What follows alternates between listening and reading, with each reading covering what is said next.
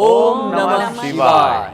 નમસ્કાર, હું છું જયેશ. આપ જોઈ રહ્યા છો શ્રાવણ માસની અમારી આ વિશેષ રજૂઆત. અને આ વિશેષ રજૂઆતમાં અમાસ છે ખાસ, જ્યાં સોમવતી અમાસનો સંયોગ જ્યારે બનતો હોય છે ત્યારે તે વિશેષ ફળદાયી બનતો હોય છે. અને વિશેષ ફળદાયી એટલા માટે પણ બની રહેશે કારણ કે આજે મારી સાથે જે તમામ મહેમાનો જોડાયા છે એ તમામ મહેમાનો આ સોમવતી અમાસે કયા ઉપાય કરવા તેના વિશે આપને કરશે માહિતગાર. મારી સાથે યજ્ઞ સમ્રાટ આચાર્ય ડૉક્ટર રાજા શાસ્ત્રી જોડાયા છે. રાજાભાઈ, આપનું ખૂબ ખૂબ સ્વાગત છે.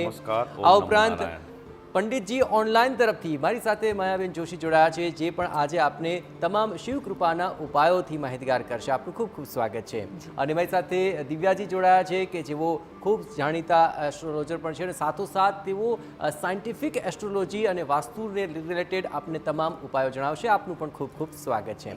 તો આખરે સોમવતી અમાસનું આટલું બધું મહત્વ શા માટે છે અને શ્રાવણ માસની અંદર જો સોમવતી અમાસ આવે તો કેવા ફળની પ્રાપ્તિ થતી હોય છે? આચાર્યજી, સૌપ્રથમ તો આપણી પાસે જ આવી જઈશ કે સોમવતી અમાસનું આટલું બધું મહાત્મ્ય શા માટે છે અને શ્રાવણ માસની અંદર જો સોમવતી અમાસનો સંયોગ બનતો હોય કેટલું વિશેષ ફળદાયી બની રહેતું હોય છે? તો આ અમાવસ્યાના દિવસે જે કંઈ પૂજા પાઠ કરવામાં આવે છે, ભગવાન પાસે પ્રાર્થના કરવામાં આવે છે, એ તરત ફળદાયી હોય છે.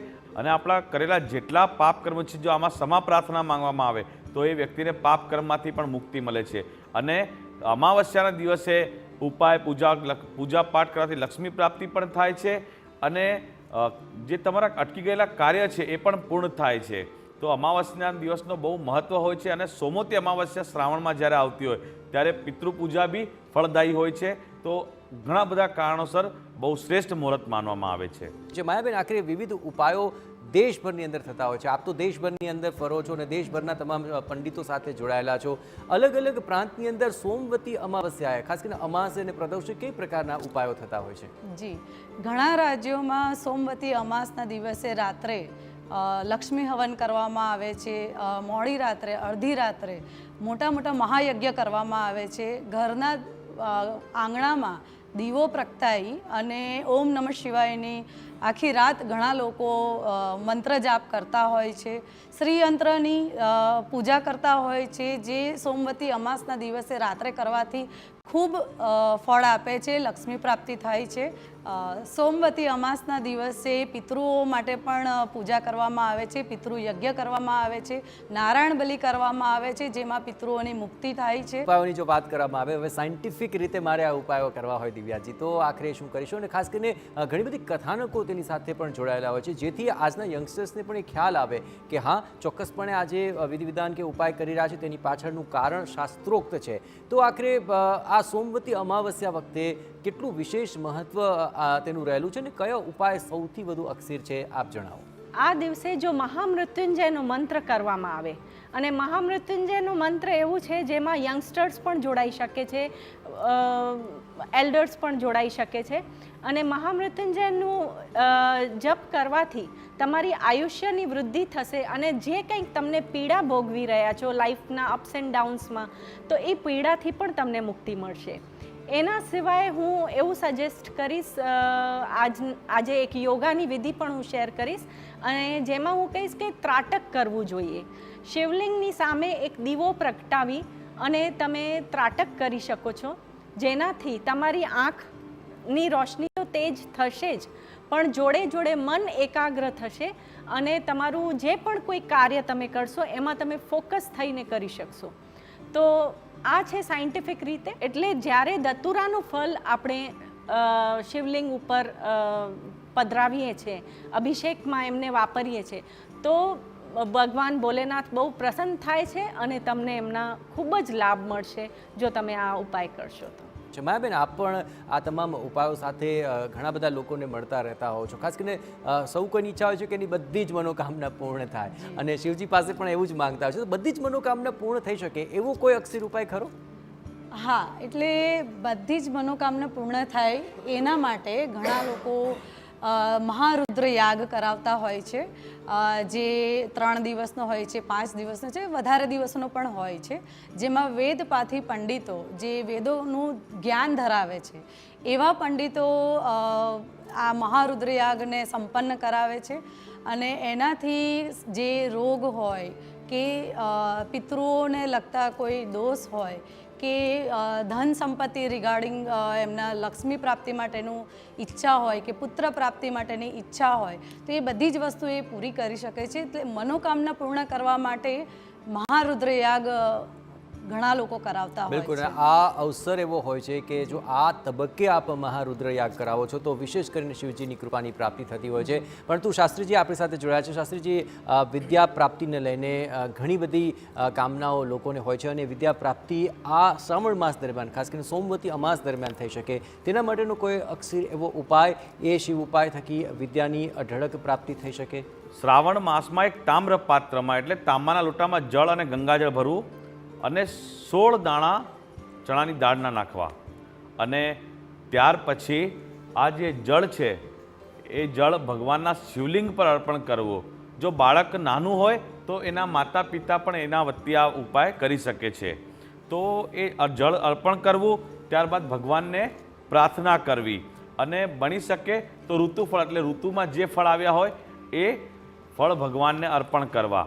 તો આ એકદમ સરળ ઉપાય છે અને સુનિશ્ચિત રૂપથી આપને કહું છું કે આ ઉપાય કરવાથી વિદ્યા પ્રાપ્તિ શીઘ્રથી શીઘ્ર થાય છે અને બાળકોને આનાથી બહુ લાભ પ્રાપ્ત થાય છે. બિલકુલ, તો બાળકોને આ પ્રકારનો લાભ મળી રહે તે માટે આ ઉપાય ચોક્કસપણે કરવો રહ્યો. દીવાબેન, આખરે વાસ્તુ આપ જોવો છો અને ઘણા લોકો ઘરની અંદર વાસ્તુ કરાવતા હોય છે અને આવા જ્યારે કોઈ વિશેષ અવસર આવે ત્યારે તો વાસ્તુ સંબંધિત ઉપાયો કરતા હોય છે. તો સોમવતી અમાસે વાસ્તુનો એવો કોઈ ઉપાય અમને, અમારા દર્શકોને બતાવો કે જેને કારણે તેમને આ અવસર ઉપર વાસ્તુ દોષનું નિવારણ મળી જાય. સારું, આ બહુ સરળ ને ઇઝી ઉપાય હું બતાવી રહી છું. ઈશાન્ય પદના જે સ્વામી છે એ પોતે દેવાદિદેવ મહાદેવ છે અને ઈશાન પદમાં આપણા વાસ્તુ પુરુષનો મસ્તક આવી રહ્યું છે. હવે આ કનેક્ટ થાય છે આપણા નર્વસ સિસ્ટમ જોડે. તો ઘણા ઘરોમાં આપણે જોઈએ છે કે ત્યાં બહુ કંકાસ હોય છે, મનની શાંતિ નથી હોતી, વાદ વિવાદ થતા હોય છે કે લક્ષ્મી ટકતી નથી. તો એ બધા માટે ઈશાન્ય પદમાં જો સ્ફટિકનો શિવલિંગ સ્થાપિત કરવામાં આવે. હવે સ્ફટિકના શિવલિંગને બહુ શ્રેષ્ઠ માનવામાં આવ્યું છે શિવપુરાણમાં અને સ્ફટિકના શિવલિંગ ચાંદીના પાત્ર અથવા સ્ફટિકના પાત્રમાં મોતી જોડે, ચંદ્રના મોતી જોડે જો મૂકવામાં આવે તો એનો ખૂબ જ લાભ મળશે. કેમ કે ચંદ્ર જે છે તે મનનો કારક છે અને ગુરુ જે છે એ તો આપણે જાણીએ જ છે. તો ગુરુ અને ચંદ્ર યોગ ઉત્પન્ન થાય છે અને જેને ગજ કેસરી યોગ પણ કહેવામાં આવે છે, જેનાથી આપણું લક્ષ્મીથી રિલેટેડ જે કંઈક પ્રોબ્લેમ છે કે લક્ષ્મીનો કંઈક આપણે અબન્ડન્સની કમી હોય છે એ બધા જ પ્રોબ્લેમ્સ આપણા ઠીક થાય છે જો ઈશાન્ય પદમાં ગુરુચંદ્ર યોગ આપણે ઉત્પન્ન કરીએ ચાંદીનો અથવા પાત્ર સ્ફટિકનો પાત્ર લઈ લઈએ, એમાં શિવલિંગ મૂકો સ્ફટિકનો અને સાઈડમાં તમે ચંદ્રના મોતી મૂકી દો. બિલકુલ, તો ખૂબ સુંદર મજાનો ઉપાય છે અને જ્યારે ઘર સંબંધી ઉપાય કરવાનો હોય ત્યારે ઘરે બેઠેલા ટીવીના તમામ દર્શકો ચોક્કસપણે તે ઉપાય અજમાવતા હોય છે. માયાબેન, આખરે ઘરની વાત આવે તો ઘરની સમસ્યાઓની પણ વાત આવે. ઘર કંકાસ હોય કે ઘરની બધી સમસ્યાઓ હોય, આ બધી જ સમસ્યાઓ દૂર થઈ શકે એ માટે આ અવસર પર કયો ઉપાય સૂચવશો?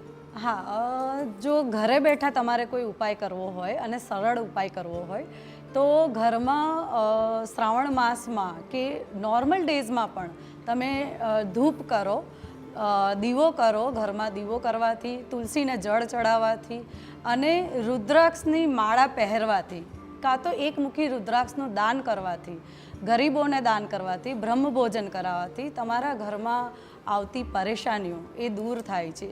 પીપળાના ઝાડ પર પાણી ચડાવવું જોઈએ, જેનાથી પણ પિતૃઓ સંતુષ્ટ થાય છે અને ઘરમાં આવતી પરેશાની, જે અડચણ છે કે જે નાના મોટા એક્સિડન્ટ છે કે રોગ છે કે બીજે કોઈ કામ થતાં અટકતા હોય તો એ બધી વસ્તુઓમાં તમને સરળતા રહે છે અને લાભ થાય છે. બિલકુલ, અને ઘરની અંદર ત્યારે જ રહેવાનું મન થાય કે જ્યારે તમામની તબિયત સ્વસ્થ હોય. તો આખરે આચાર્યજી એ પણ જણાવો કે ઘરમાં સ્વાસ્થ્ય બની રહે, સૌ કોઈને તન મન ધનથી ઘરમાં રહેવું ગમે, તેના માટે સ્વાસ્થ્ય સૌનું સારું રહે એ માટેનો કોઈ શિવ ઉપાય આજના અવસરે? સૌ પ્રથમ એક પાત્રમાં દહીં લેવું જોઈએ, દધી. ત્યારબાદ એમાં સાકર નાખવી જોઈએ અને જળ અર્પણ કરવું જોઈએ ને પછી એને મિશ્રિત કરવું જોઈએ, એકત્ર કરીને બધું મિશ્રિત કરવું જોઈએ. અને એ જળ જે છે મિશ્રિત કરેલું એ ભગવાનના શિવલિંગ પર અર્પણ કરવું જોઈએ. અને અર્પણ કર્યા બાદ પછી એ શિવલિંગને હાથથી સ્પર્શ કરી અને મંથન કરવાનું છે. મંથન કરતી સમયે ઓમ ભુજંગનાથાય નમઃ આ મંત્ર 11 વાર જાપ કરવાનું છે. પછી ભગવાનને શુદ્ધ સ્નાન કરાવવું છે.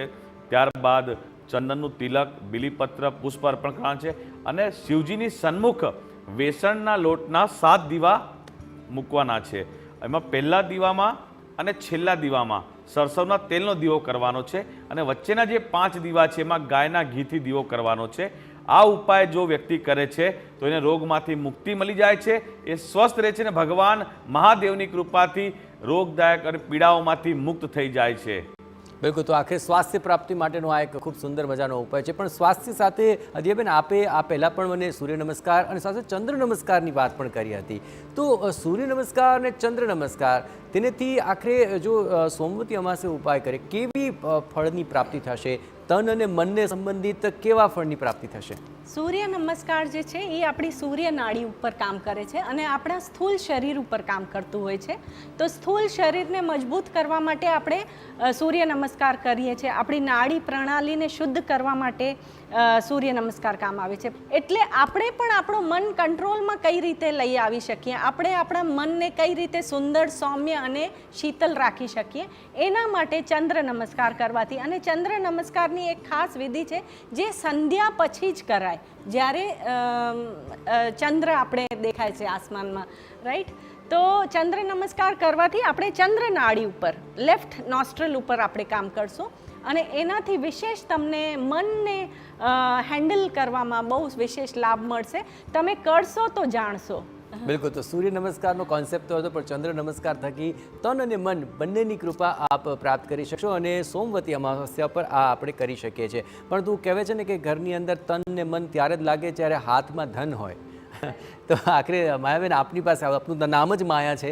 જીવનની અંદર આ બધી મોહ માયા છૂટતી નથી, પરંતુ જ્યાં સુધી ધન પ્રાપ્તિની વાત હોય, લક્ષ્મી પ્રાપ્તિ થઈ શકે, લક્ષ્મી યોગ બની શકે, એવો કોઈ ઉપાય આ અવસર પર? બેલપત્ર પર ઓમ નમઃ શિવાય એવું ચંદનથી લખી 21 બેલપત્ર જ્યારે તમે ચડાવો છો ત્યારે લક્ષ્મી પ્રાપ્તિ થાય છે. એ સિવાય જો લક્ષ્મી યંત્ર જે શ્રી યંત્ર કહેવામાં આવે છે, શ્રી યંત્રની સ્થાપના કરી એની ઘરમાં રોજ પૂજા કરવાથી, એમનો અભિષેક કરવાથી લક્ષ્મી પ્રાપ્તિ થાય છે.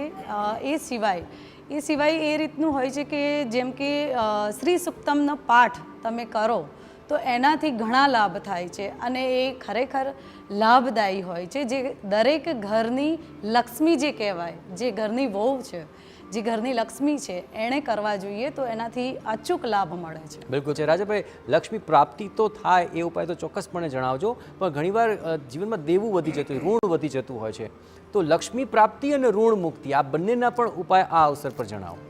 ઋણ મુક્તિ માટે શિવપુરાણમાં એક સરસ વાત કહી છે કે વળનું જે વૃક્ષ છે એ ઋણ મુક્તિ માટે એનું પૂજન બહુ શ્રેષ્ઠ માનવામાં આવ્યું છે. તો હવે એનામાં એવું કરવું છે આપને કે એક લોટામાં જળ ભરી કુમકુમ નાખી અને ત્યારબાદ એ જળ જે છે વડના વૃક્ષમાં ચડાવવું, વડના વૃક્ષનું પૂજન કરવું, ઘીનો દીવો કરવો, અગરબત્તી કરવી અને 108 વાર હું એક મંત્ર કહું છું એનું જાપ કરવું. ઓમ વટકેશ્વરાય નમઃ આ મંત્રના 108 વાર જાપ કરવા જોઈએ, પ્રાર્થના કરવી જોઈએ. આ સરળ ઉપાય કરવાથી આપને ભગવાન ભોળાનાથની કૃપાથી આ પવિત્ર શ્રાવણ માસમાં શીઘ્રથી શીઘ્ર ઋણમાંથી મુક્તિ મળશે અને ભોળાનાથની કૃપા આપના અને આપના પરિવાર પર જરૂર બનશે. તો હવે એક સરળ ઉપાય આપને બતાવું છું કે આ શ્રાવણની સોમવતી અમાવસ્યાના દિવસે આપ એવું શું કરશો કે જેનાથી મહાલક્ષ્મીજીની વિશેષ કૃપા આપના ઉપર થઈ જાય. તો 108 બીલીપત્ર લેવાના છે. બીલીપત્રના પાન ઉપર મધ લગાવવાનું છે, બરાબર, અને ત્યારબાદ એક કમળ કાકડી અને એક બીલીપત્ર આ લઈને એક એક કરીને ભગવાન શિવને અર્પણ કરવાનું છે. હવે એમાં એક 108 બીલીપત્ર અર્પણ કરવાનું છે. એમાં મંત્ર બોલવાનું છે આપને, ઓમ હોમ ઝૂમ સહ. મંત્ર એકવાર ફરીથી કહું છું દર્શક મિત્રો, મંત્ર બોલવાનું છે ઓમ હોમ ઝૂમ સહ. આ મંત્રનો 108 વાર જાપ કરતા જે બીલીપત્ર અને કમળ કાકડી અર્પણ કરશો મહાદેવજીને, તો મહાલક્ષ્મીની અને શિવજીની વિશેષ કૃપા આપનાને આપના પરિવાર પર થશે. વેપારમાં વૃદ્ધિ થાય તે માટે કોઈ આ અવસરે ઉપાય કરી શકાય? વ્યાપાર માટે એક સરળ ઉપાય બતાવું છું કે સૌથી પહેલાં તો 31 બીલીપત્ર લેવા જોઈએ. 31 નંગ બીલીપત્ર લઈને અને એના પર કુમકુમ અને ચંદનનું તિલક કરવું જોઈએ. ત્યારબાદ ભગવાન શિવનું પંચામૃતથી અભિષેક કરવું જોઈએ. અભિષેક પૂજન પત્યા પછી એ બીલીપત્ર ભગવાન શિવને જાપ કરતા કરતા કે ઓમ પિનાંક હસ્તાય નમઃ, ઓમ પિનાંક હસ્તાય નમઃ, આ મંત્ર જાપ કરતા કરતા 131 જે બીલીપત્ર છે અર્પણ કરવા જોઈએ. ભગવાનને પછી પ્રાર્થના કરવી જોઈએ કે હે પ્રભુ, મારા વ્યાપાર ઉદ્યોગ મારી પ્રગતિ થાય એના માટે આપની શરણમાં આવ્યો છું, તો ભગવાનની અવશ્ય રૂપે કૃપા પ્રાપ્ત થશે. અને પછી જે આપણે બીલીપત્ર ચઢાવ્યા છે 31 નંગ, એનામાંથી 5 બીલીપત્ર લઈને આપની ઓફિસમાં, દુકાનમાં કે જ્યાં આપણા વેપાર ઉદ્યોગ હોય ત્યાં મૂકી શકો છો. આ સરળ ઉપાય કરવાથી લક્ષ્મીજીની કૃપા પ્રાપ્ત થશે અને વ્યાપાર અને ઉદ્યોગમાં આપની સુનિશ્ચિત રૂપથી પ્રગતિ અને ઉન્નતિ થશે. બિલકુલ. આ તમામ સંબંધી વાસ્તુને રિલેટેડ પણ એક ઉપાય કરેલી. વાસ્તુ સંબંધી જો એક ઉપાય કરવો હોય અને ઘરની અંદર રોગ મુક્તિ થાય કે સ્વાસ્થ્યની પ્રાપ્તિ થાય, દિવ્યાબેન એના માટે શું ઉપાય કરી શકીશું? તો જે નોર્થ અને નોર્થ ઇસ્ટ જે ડાયરેક્શન છે તે હેલ્થ અને ઇમ્યુનિટીને ડિનોટ કરે છે, અને ત્યાં કોઈ ટોયલેટ નહીં હોવું જોઈએ, એ ખાસ ધ્યાન રાખવાનું, કેમ કે એનાથી આપણી જે ઇમ્યુનિટી છે એના ઉપર અસર કરશે. નોર્થ ઇસ્ટમાં તમે તમારું યોગા રૂમ મૂકી શકો છો, મેડિટેશન રૂમ મૂકી શકો છો. પછી ત્યાં તમારું કંઈક જીમ સેટઅપ કરવાનું હોય તો જીમ પણ સેટઅપ કરી શકો છો, જ્યાં લાઇટ વેટ મશીન્સ હોય. અને લોર્ડ ધન્વંતરીનું ફોટોગ્રાફ મૂકી શકો છો. તો તમારી ઓટોમેટિકલી તમારા ઘરનું જે વાતાવરણ થશે એ બહુ જ હેલ્થ ઓરિએન્ટેડ રહેશે, અને તમારી હેલ્થ અને ઇમ્યુનિટી ગ્રેજ્યુઅલી ગ્રો થશે ને તમે હેલ્ધી રહેશો. બિલકુલ. તો સ્વાસ્થ્ય સંબંધી આ ઉપાય પણ ચોક્કસપણે વાસ્તુની દ્રષ્ટિએ આપણે ધ્યાનમાં રાખી શકીએ. અને હવે રોગ મુક્તિને લઈને જો હું વાત કરું માયાબેન, રોગ મુક્તિને લઈને આ સમયે ઉપાય એટલે પણ જરૂર છે. શિવજી પાસે રોગ મુક્તિની પ્રાર્થના તો સૌ કોઈ કરતા હોય છે, પરંતુ આ અમાવસ્યા સંદર્ભે રોગ મુક્તિનો કોઈ ઉપાય કરી શકીએ?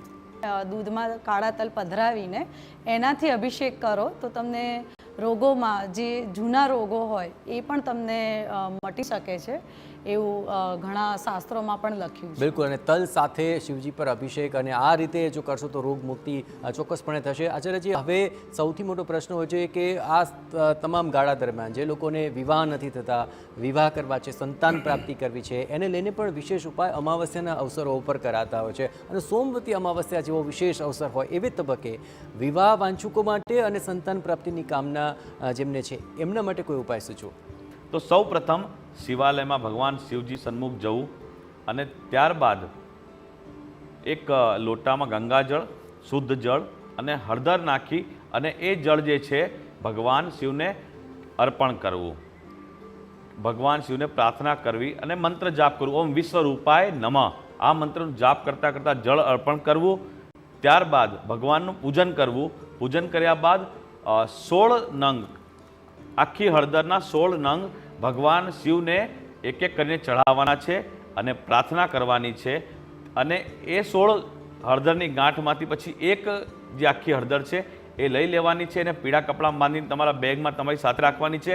આ ઉપાય કરવાથી શીઘ્રથી શીઘ્ર તમારા વિવાહના યોગ પ્રબળ થઈ જશે. કે ભગવાનના શિવ મંદિરે જઈને શિવલિંગ પર સૌથી પહેલાં ગાયના દૂધથી અભિષેક કરવું જોઈએ.